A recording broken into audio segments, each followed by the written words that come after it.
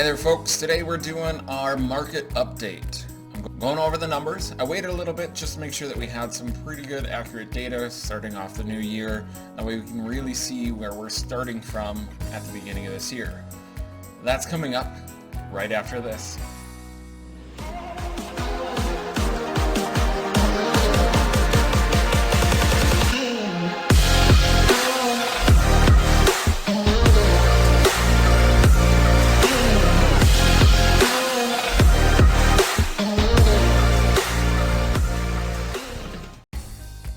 Hey there everybody, this is Joshua Smith, Mr TCOB, running through the numbers for you, trying to make this short and sweet as much as possible. These numbers are impressive, not quite as impressive as the Chiefs win on Sunday, but they'll do. First off, we have a very low inventory that really hasn't changed a whole lot. As you see the downward trend, we've talked about this. It got as low as 4,700, just about almost 4,800. It's 4,800 homes in total for the entire valley. It was low before, it's still going low. I'll show you guys kind of how those numbers are happening. And that really means that demand is still really high and new homes are still not coming to the market as fast as we could be selling them. This is a contract ratio map, and as you see, most of it is at least 2 to 1, if not higher, as we go through the valley, and we'll even it out a little bit because it's a little less than, but most everything has got at least twice as many under contract as they do available to be put under contract. Days of inventory, the current number at 18.5 days of the inventory. That's one of the reasons because we haven't had very many new homes come on the market, and the ones that are coming on are getting sold right away. I went and put an offer in on one. We were one of 35 offers. Yeah, one of 35, and that was on day 2. Average days on market. This number is how many days you have to put it under contract and get it closed. So as you see, not a lot. We're still trending low. List price to sales price. The reason why I added this one in this week is because you see how close it is from list price to sold price. I don't know that I've ever really seen it quite that on, and that's a big push because of how many are selling for above list price as well. You'll still get some that are selling below list price in any market, but to have this many selling above list price is pretty big. Your median price per square foot is just about $342, where your average is $452.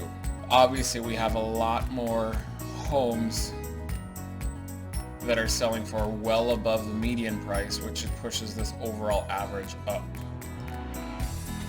All right, closings over list price. We're pretty steady here, about that 35%. Homes that are listed are selling for above list price, and at that point, that's more than just your pretty homes. Your halfway decent homes are going to be selling for above list price. They're going to be primarily in the lower brackets, as you see, 42 to 43%, and that's just in the 2 to 250 to 300 range. And then as it goes higher, less sell for above asking price. We are still sitting at about 2% of the lower side on these. So this is 3 to 400,000, so the 2% is at the 600 or 6,000, excuse me, of the 300,000. So we're not even close to getting up to that 2% of the high bracket side. So in average, I'd say we're at about 1.8% above list price is a typical for in this range. New listings year to date. This one is one of the reasons why we still don't have very much for active inventory. If we were to have the same amount as last year or even the year before that, we'd be sitting a lot better. We'd have almost, I can't really say double, but 1.5 times the amount of homes, which still isn't a lot, but it would be better. So far this year, we've had 5,879 homes come on the market. Last year at this time, we had 77. The year before that, 9,000. So, like I said, the more homes get on the market, the easier it'll be for buyers to really find a home to actually put an offer in on. And sellers, you don't have to worry about it too much. It's not exactly like we double the amount of homes and all of a sudden it's no longer a seller's market. We need to get closer to 3 months of inventory before it even becomes close to a seller's market, or leaving a seller's market.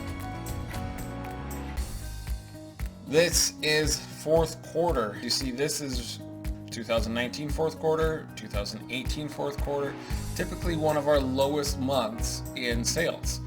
This year, however, it stayed very strong through Q3 and Q4 because of the pandemic and because of the low inventory.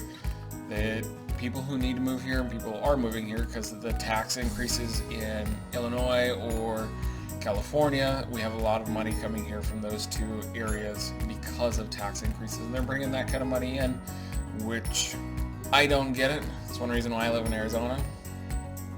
Annual average price appreciation. These numbers are staying strong. They were strong last year, but they weren't nearly as strong as this towards the end of the year. It's a big bump up. I know the National Area Association of Realtors is actually saying that they're going to see double-digit returns nationwide is what they're expecting, and then next year about 8%. I think Arizona as a whole is going to be a lot higher than that because of a few different reasons. Our climate is awesome. That's one of the reasons why people come here in the first place.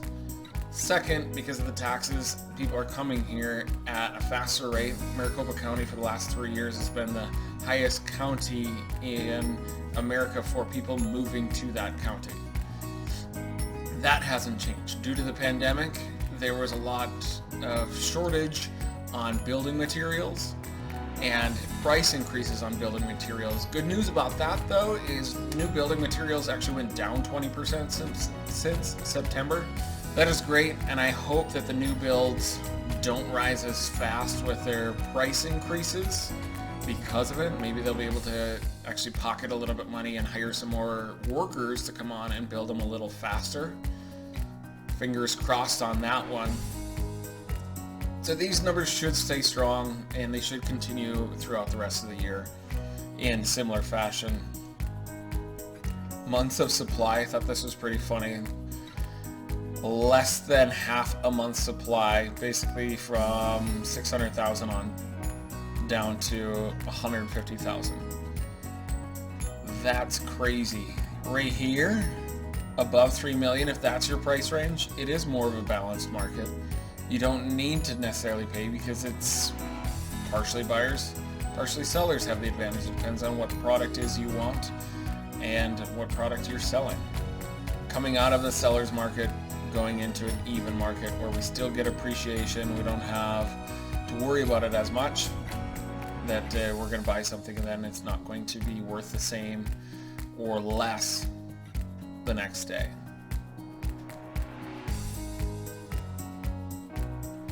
Last is for the investors, average lease price. We're at about 120 right now.